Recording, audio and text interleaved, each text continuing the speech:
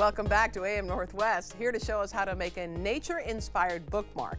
We welcome back artist, educator, and author of several books, including the brand new Pacific Northwest line drawing, Peggy Dean. Great to see you again. See you. We're still chatting about the psychic medium, Daniel. Yeah, it was pretty fun. It's magical. Yeah, it was very fun. I love it. Okay, so tell me about first of all, tell me about the Pacific Northwest line drawing book. I have several line drawing books. Yeah, you do. I don't know how you put out so many. I don't either. Yeah. But I do, and they're a lot of fun, and they've done well. And I was talking to my publisher, which is also Sasquatch, who is in the Pacific Northwest in Seattle. Okay. And wait, I'm sorry. You're talking to your publisher who was? Sasquatch is my publisher. Okay. Sasquatch Books. Okay. I know, you're like, excuse me, yes, your publisher's that's name the is name. Sasquatch. That's the name of the company. You know what, I thought, oh, Peggy, we need to have a talk if you think your publisher is a Sasquatch. Okay, no, that's the name of the publisher. But gotcha. the funny thing is, and I haven't talked to them about this yet, is that there is not a Sasquatch in this book. No! What was I thinking? Yeah, what were you thinking? It was a huge missed opportunity. I don't know what I was thinking. People of the Pacific Northwest. I know. know. But it's fine. Okay. Because we're talking about flowers and trees and mountains. Yeah, and animals and, you know, landmarks that we're familiar with here at home. And it's fun for people who are local because it's a piece of home, but it's also really fun for people who aren't local to experience a little piece of where it doesn't rain that much. Right, there you go. So tell me about the bookmark idea. This was just like, you know, what kind of fun projects can we do with little doodles? Because when I initially put out my first line drawing book, which was botanical line drawing, it was flowers, which this is not shy of. Right. But I realized how many places these basic doodles can end up. I did it to go with like modern calligraphy because that's what I was doing at the time. And then all of a sudden, scrapbookers and bullet journalists and kids projects, you know, just all over these little doodles, and while they look intricate and fun, they're so simple. And so I've been really thinking about like, what's a simple like 5-minute project that people can do, and this was one of them. And I really like them because they're just a little more unique, and obviously they could be colored or you could do it with gel pen on a dark background, but I just think it's fun to draw outside the lines. Yeah, sure, I like that. That's really pretty. Isn't it fun? Yeah. This was just, and this whole thing, 10 minutes. So, I don't know, those flowers are really good. Thank you. Yeah. It really is, it was a couch project. So the idea is I like to just draw a basic guide. I don't usually do that, but with pencil it can be erased, and that way you know where these, I didn't do that with these, there are many sizes, but you can intentionally then just take, you know, a basic leaf and just pop it right off outside of the edge, you know, and as you're drawing, this is more just like, okay, we're just doing these basic leaf shapes, and then you can decide like where you want those little pops to go, and then continue drawing from there. So, you know, if you do a flower, if you think about flowers when we draw them as kids, we're just foreshortening those petals. Sure. We're still making them just as awkward. So, for example, you know, if you have petals that are like, you know, this length, the whole way through, we're just going to shorten the ones at the top, and then just keep the ones at the sides maybe just a little bit longer. It's wonky, right?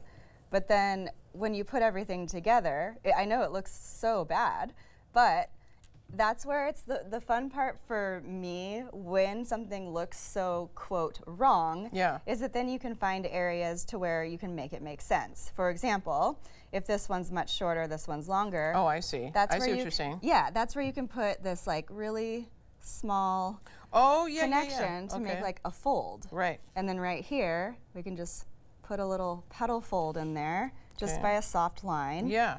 And then you just kind of start to see it come to life. And then with depth, so if you just made a bunch of little mark making, it's kind of like little tiny horseshoes or C shapes.